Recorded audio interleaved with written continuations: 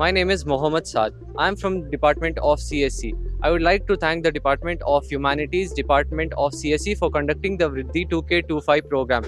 I learned many new things and got exposure to learn many new things.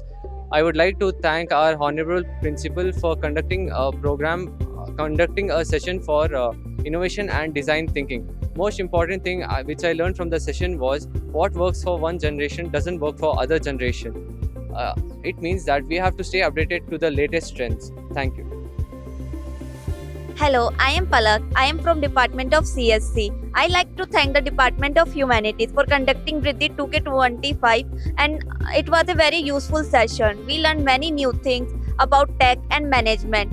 We learned how corporate works and its finance works and many topics like business English and HR strategies help us to understand how can we prepare for future jobs and placements.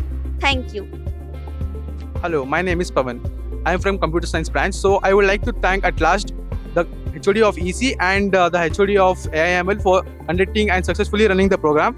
So the topic I learned about them was the IoT, how to implement the IoT in various sectors, and also how the quantum and the technology runs nowadays. So it was completely wonderful sessions according to us. So thank you, and thank you once again.